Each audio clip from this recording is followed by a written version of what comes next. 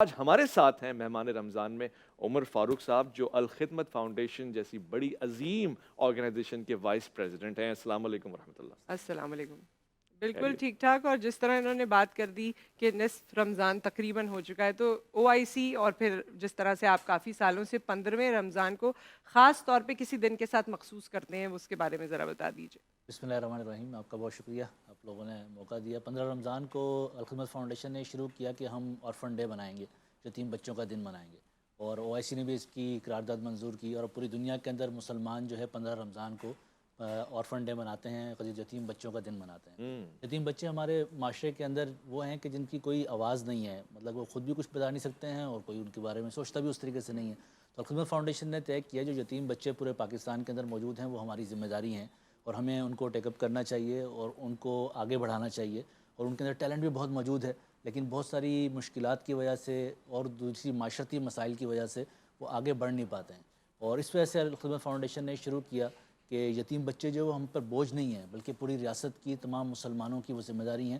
اللہ کے نبی کریم صلی اللہ علیہ وسلم نے فرمایا کہ یتیم بچوں کی کفالت میری ذمہ داری ہے، سبحان یعنی اللہ کے نبی کریم صلی اللہ علیہ وسلم نے اس کی ذمہ داری لی ہے۔ اس کا مطلب یہ ہے کہ قیامت تک آنے والے جتنے یتیم بچے ہوں گے وہ اللہ کے نبی کریم صلی اللہ علیہ وسلم نے اس کا ذمہ لیا ہے، اور اس کا ذمہ اسی لیے لیا ہے کہ اس کی امت میں ہوتے ہوئے ہم سب اس کی اس ذمہ داری کو پورا کریں گے۔ تو آج جو لوگ یتیم بچوں کی کفالت کرتے ہیں وہ اللہ کے نبی کریم صلی اللہ علیہ وسلم کی لی ہوئی ذمہ داری کو پورا کر کیا رہے ہوتے بات ہے، ہیں۔ وہ قرآن کی وہ آیت علم یجد کا یتیما فآویٰ، سبحان اللہ۔ وَيَوْلَكَ فَهَدَى۔ اور پھر یہی حکم بھی دے رہا ہے کہ اگر تمہیں یتیم ملے، اور کئی مرتبہ ایک بار نہیں، کفالت کرنا، نگہداشت کرنا، پھر ان کی پرورش کرنا، اور پھر ان کے مال کے قریب نہ جانا، بالکل تو یہ بڑی ذمہ داری کا کام ہے۔ آئی ہوپ کہ آپ بہت ہی آسان طریقے سے انجام دے رہے ہیں، اور یہ آپ کا تسلسل کے ساتھ سلسلہ بن گیا ہے۔ بس ہم نے یہ سٹارٹ کیا 2011 کے اندر، اور ہم نے کوشش کی کہ جو یتیم بچے ہیں ان سب کو لیا جائے اور ان کی کفالت کی جائے۔ اس کے اندر ہم 2 پروگرام چلا رہے ہیں۔ ایک تو پروگرام وہ ہے کہ جو بچے یتیم ہیں جن کے والد موجود نہیں ہیں اور وہ اپنی والدہ کے ساتھ اپنے گھر پہ رہتے ہیں یا اپنی ماموں کے گھر پہ، خالہ کے گھر پہ، چچا کے گھر پہ رہتے ہیں، تو ہم ان کی کفالت کرتے ہیں۔ ان کے گھر کے اندر وہ ماہانہ 5500 کا ہمارا خرچہ آتا ہے، اس بچے کو ہم پہنچاتے ہیں۔ اس میں خاص طور پہ آرفن کا جو ہمارا پروگرام ہے وہ ایجوکیشن بیسڈ ہے، کہ جو بچہ پڑھتا ہوگا ہم اس کی تعلیم کے اخراجات پورے اٹھائیں گے۔ بھائی کھانے پینے کے تو باقی گھر والے بھی اٹھا لیتے ہیں، لیکن یتیم بچوں پہ سب سے کم اگر خرچ کیا جاتا ہے وہ وہ تعلیم کے اوپر تعلیم کیا پر ہے، جاتا ہے، بالکل۔ ان کو کام پہ لگا دیا جاتا ہے، کوئی اور چیز کر لی جاتی ہے۔ تو ہم ان کی ایجوکیشن کے تمام اخراجات، ان کے کھانے پینے کے اخراجات، وہ ہم 5500 روپے پر مہینے کا ایک بچے کا خرچہ آتا ہے جو ہم اس سے تک پہنچاتے ہیں۔ اور اس کے لیے ہم نے یہ نظام بنایا ہوا ہے کہ کوئی جا کے اس کے گھر پہ پیسے دے نہیں رہا ہوتا ہے، بلکہ وہ اپنے پورے وقار کے ساتھ جو ہے وہ اے ٹی ایم سے جا کے انہیں پیسے نکلواتی ہے اس کی ماں یا چچا یا جو بھی ہے، اور اس کے اوپر وہ خرچ کرتے ہیں۔ اور ہمارے ہر جگہ پر ہم اس بات کا خیال رکھتے ہیں کہ وہ بچہ کس اسکول میں پڑھ رہا ہے اور اس کے تعلیم کے معاملات کس طریقے سے چل رہے ہیں۔ اور جو ڈونر ہمیں دیتا ہے، یعنی کہ کسی بچے کو اون کرتا ہے، ہم اس تک 3 مہینے بعد اس کی جو ہے وہ رپورٹ ہی بھیجتے ہیں کہ اس کے تعلیم کے اور اس کے گھر کے معاملات اس کے ساتھ شیئر کرتے ہیں، تاکہ اس کی ایک اٹیچمنٹ ہی بن جائے۔ اور ہم سب کو، یعنی اللہ کے نبی کریم صلی اللہ علیہ وسلم نے فرمایا ہے کہ سب سے بدترین گھر وہ ہے کہ جہاں پہ یتیم بچے کے لیے کچھ نہیں ہے۔ تو اس لیے ہماری پوری پاکستانی قوم کو کچھ نہ کچھ یتیم بچوں کے لیے اپنے رکھنا چاہیے۔ ایک خاندان ایک یتیم بچے کو، اگر اپنے بھی 4-5 بچے ہم پال ہی رہے ہوتے ہیں، اس کے ساتھ اگر ایک یتیم بچے کی کفالت اپنے ذمہ لے لے تو پورے پاکستان میں کوئی بچہ ایسا نہیں ہوگا جس کے پیچھے کوئی کھڑا نہ ہو، جس سے کوئی اور کفالت کرنا ہو۔ 5500 کی رقم ہے اس کے لیے۔ 5500 کی اس رقم ہے اس کے لیے کہ جو بچہ اپنے گھر کے اندر بھائی سبحان رہتا ہے۔ اللہ، وہ مائیں تھیں کہ جن کی آغوش میں اسلام پلا کرتا تھا، مسلمان اپنے کردار کے ساتھ تنوع اور تعمیر پاتا تھا۔ آج اگر وہ آغوش ہم سے چھین لی جائے تو پھر بچ کیا جاتا ہے؟ یہی تو پہلی درسگاہ ہے، یہی یونیورسٹی ہے، یہی تربیت ہے، اور یہی طبیعت کو سدھار دیتی ہے۔ آج انجینئر عمر فاروق صاحب تشریف فرمائیں۔ میں چاہتا ہوں کہ جہاں آپ یتیم اور اس کانسیپٹ کے حوالے سے کام کر رہے ہیں، وہاں آغوش کا ایک بہت بڑا نام ہے جس کو جٹلایا نہیں جا سکتا، بلکہ اس کی بارہا مثال میں دیا کرتا ہوں۔ آغوش کا سلسلہ آپ کس نہج پہ پہنچا ہے؟ اس وقت کیا تبدیلی آئی اور کس بہتری کے ساتھ جاری ہو ساری ہے؟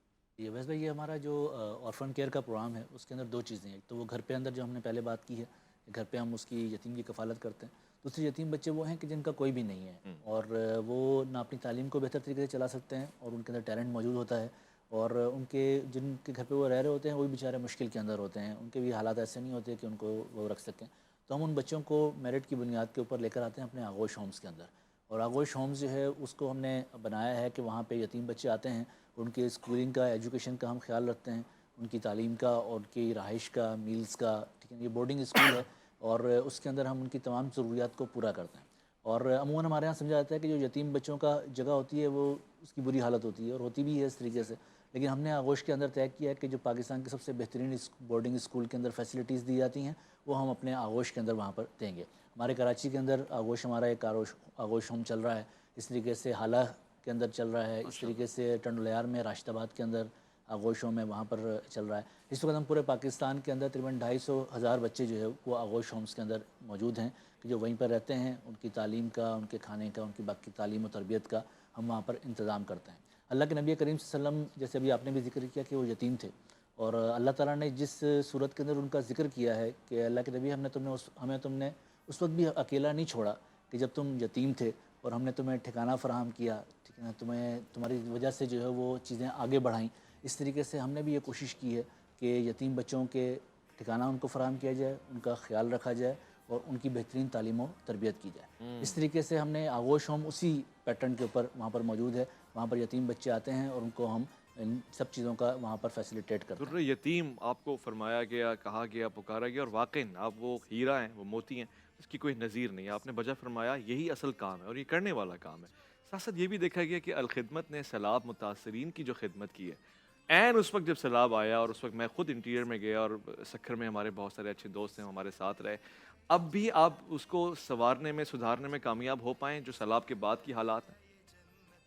ویسے آپ کہہ لیں کہ پورے پاکستان کے اندر ہر 2-4 سال کے بعد کوئی ایسا ڈیزاسٹر ہمارے یہاں آ جاتا ہے کہ ہم شاید ہماری سب لوگوں کی چیزیں جو ہے وہ آگے بڑھ نہیں پاتی ہیں اس طریقے سے.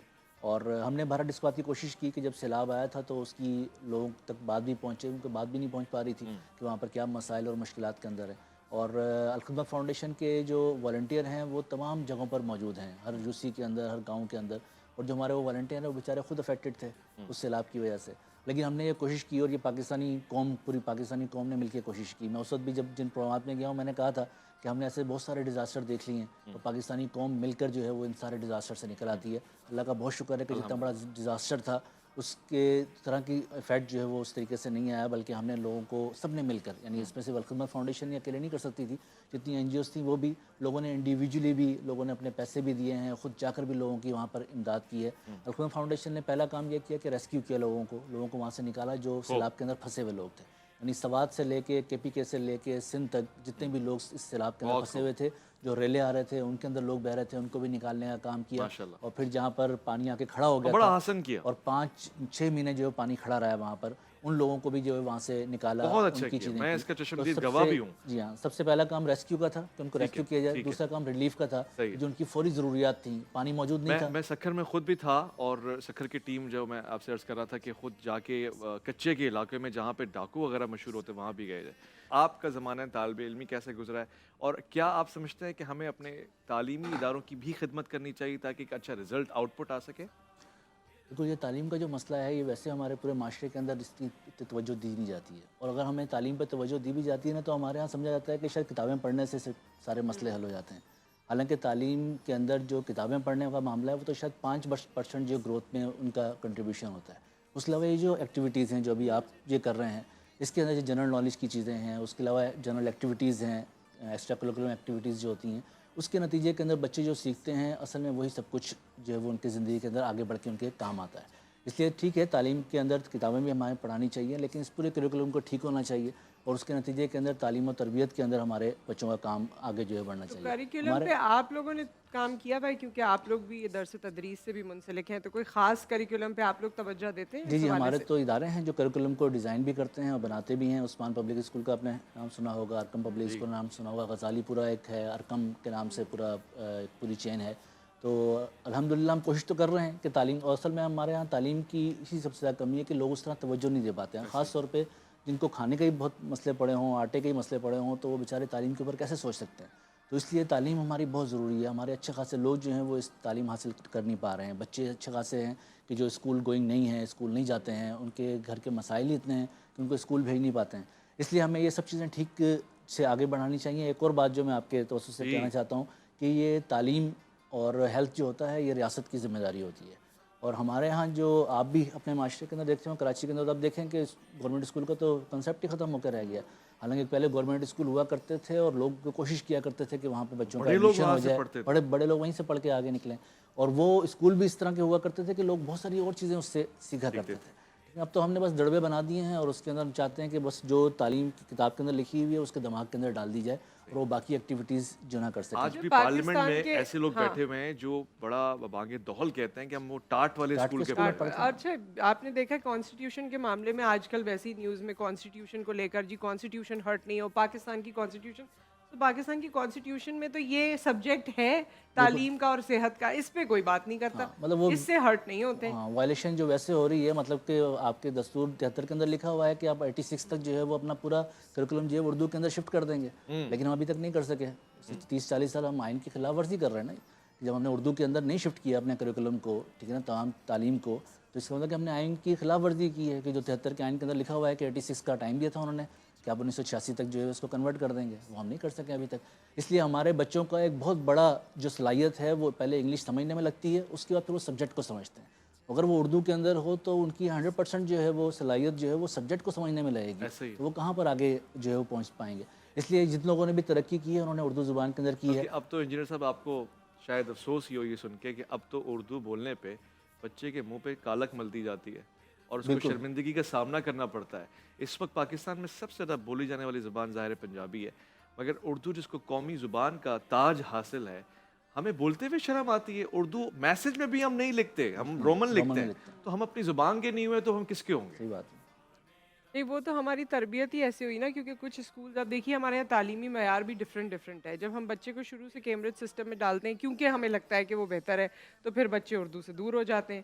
یہ تو بڑا ڈیبیٹیبل ظاہر ہے یہ جب ٹاپک اس ہے. کو پرائیویٹائز اور کریں گے، جب ماں باپ ہی خود یہ گھر میں اب تو انگریزی میں بات کرنے لگے ہیں، میاں بیوی آپس میں انگریزی میں بات کرتے ہیں، بچے سے انگریزی میں بات ماں کرتے ہیں. باپ اب تو موم ڈیڈ ہے نا وہ. ہاں اور وہ بچوں سے انگریزی میں، مطلب میں تو سوچتی ہوں لطف ہی نہیں آتا اپنی زبان میں جب تک کوئی آڑے ٹیڑھے لفظ نہ بول دو بچوں کو. پروفیسر عنایت علی خان صاحب ہوا کرتے تھے، اللہ تعالیٰ ان کی مغفرت کرے، اور انہوں نے اردو پہ بہت کام کیا ہے. اور وہ جہاں بیٹھتے تھے اور اردو کی بہت ساری چیزیں ہماری وہ ٹھیک کروایا کرتے تھے کہ یہ والی چیز اردو. تو وہ پرانے لوگ بھی اس طرح ختم ہو گئے کہ اس طریقے سے اردو ہمارے پاس ہوتی. اردو کو صرف ہم یہ نہیں سمجھیں کہ صرف تعلیم کی زبان ہے، یہ زبان بھی ایسی ہے کہ جو ایک دوسرے سے رابطے کی بھی زبان ہے. مطلب پاکستان کے اندر اگر رابطے کی کوئی زبان ہے تو وہ اردو ہے، اور صرف پاکستان کے اندر نہیں بلکہ آپ کے سب کانٹیننٹ کے اندر بھی اردو کو بہت سمجھا بھی جاتا ہے اور لوگ اس کے ساتھ رابطے کے ایک ذریعہ بھی آپ کا بن جاتا ہے. اس لیے ہمارے ہاں 70 سالوں کے اندر ہم اردو کو ہی اپنے جو ہماری قومی زبان تھی اس کو ٹھیک نہیں کر سکے. باقی مسائل خیر اپنی جگہ پر. الخدمت فاؤنڈیشن نے بہرحال کوشش کی ہے کہ جو بھی تعلیم ہے بچوں کی وہ ان کی پوری ہونی چاہیے، اور یتیم بچے بھی اس سے تعلیم حاصل کریں. اور جو تھر پار کر کے ایسے بچے ہیں کہ جو اسکول نہیں پہنچ سکتے ہیں، ہم نے ان کے گاؤں کے اندر جا کر کے جہاں پر نہ کوئی استاد جاتا ہے اور نہ وہ خود کبھی شہر کے اندر آئے ہیں، ہم نے وہاں پہ چونرا اسکول بنائے ہیں کہ وہاں پہ بچے جو ہے اپنی تعلیم کو آگے بڑھا سکیں. ہمارے ساتھ عمر فاروق صاحب موجود ہیں الخدمت فاؤنڈیشن سے، اور ظاہر ہے الخدمت فاؤنڈیشن بے تحاشا کام کر رہی ہے اور آنکھوں دیکھی بات ہے. سیلاب کے زمانے میں بھی ہم نے بہت دیکھا اور بہت سراہا بھی جاتا تھا. آپ لوگوں کو صرف آن اسکرین نہیں، آف اسکرین بھی آپ کے حوالے سے بات ہوتی تھی.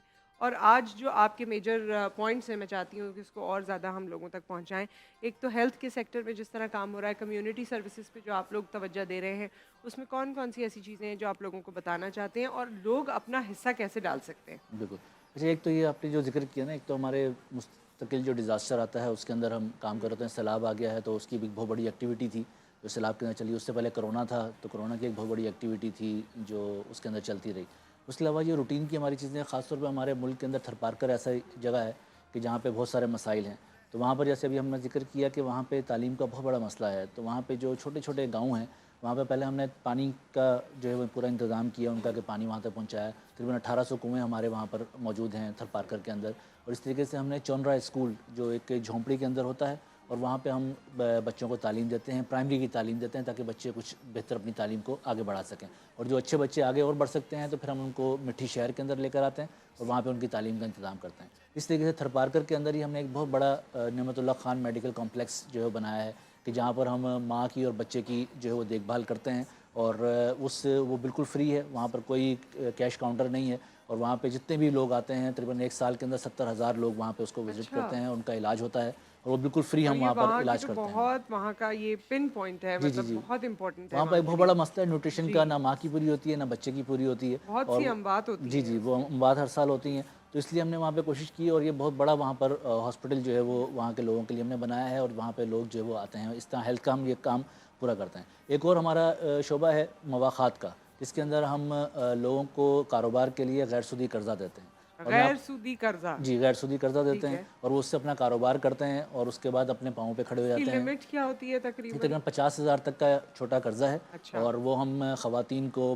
مردوں کو اپنا کاروبار شروع کرنے کے لیے دیتے ہیں. اور یہ پوری دنیا کے اندر پاکستان واحد ایک مثال ہے کہ جہاں پہ غیر سودی قرضہ دیا جاتا ہے. آپ کو شاید یاد ہوگا کہ کچھ عرصے پہلے بنگلہ دیش کے ڈاکٹر صاحب کو بھی جو ہے وہ اس پہ ایک ایوارڈ ملا تھا اور انہوں نے بھی غیر سودی قرضہ نہیں تھا ان کا، ٹھیک ہے، وہ بھی سودی قرضہ دیا کرتے تھے اور ان کو جو ہے وہ ایوارڈ دیا گیا تھا اس کے اوپر. تو پاکستان دنیا کے اندر واحد مثال ہے کہ جہاں پر غیر سودی قرضہ دیا جاتا ہے. اور میں آپ کو اور حیران کن بات بتاؤں کہ اس پاکستان میں جو ہمارا یہ پروگرام چل رہا ہے اس میں 98% لوگ جو ہے وہ قرضہ واپس کرتے ہیں. نہیں تو عموماً ہمارے معاشرے کے اندر آپ قرضہ دیتے ہیں، سود پہ دیتے ہیں، لوگ واپس نہیں کر پاتے ہیں.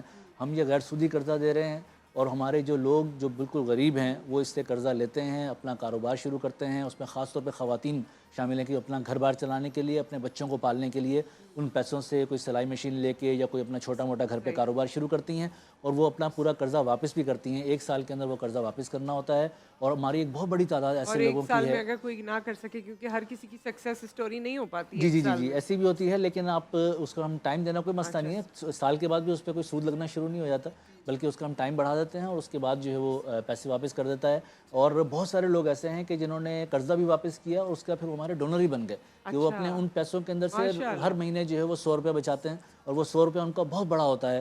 حالانکہ وہ ویسے اتنی بڑی رقم نہیں ہے، لیکن ان کے لیے یہ بچا کے اور ڈونیٹ کرنا، اس لیے ہماری پوری پاکستانی قوم کو دینے والا جو ہے وہ بننا ہے، مانگنے والا نہیں بننا ہے. یہ ہمارے معاشرے کے اندر خرابی بڑھتی چلی جا رہی ہے کہ لوگ مانگنا ہر چوک چوراہے کے اوپر لوگوں نے شروع کر دیا ہے. اس لیے اب لوگوں کے ان مسائل کو حل کریں، ان کو اچھے کاروبار دیں، ان کو غیر سودی قرض دیں تاکہ وہ سود کی لعنت سے نکل سکیں. اللہ تعالیٰ اس میں برکت بھی اتنی ڈالتا ہے کہ اپنے پاؤں پہ کھڑے ہو جاتے ہیں. اور اس میں سب سے اہم بات یہ ہے کہ وہ بیچارے غریب ہوتے ہیں لیکن اس کے باوجود 98% لوگ جو ہے وہ سود کا جو ہمارا قرض لیتے ہیں وہ واپس کرتے ہیں اس کے اندر.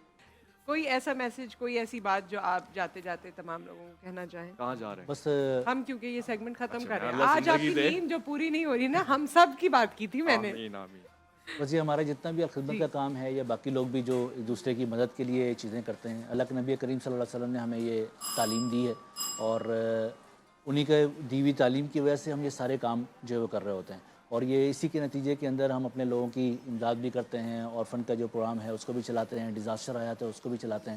میں نے پوری دنیا کے اندر دیکھا ہے کہ جہاں پر بھی ڈیزاسٹر آ جاتا ہے تو لوگ اس سے بھاگنا شروع ہو جاتے ہیں اور ہمارے یہاں آتا ہے تو لوگ ان کی مدد کرنے کے لیے آگے بڑھنا شروع ہو جاتے ہیں.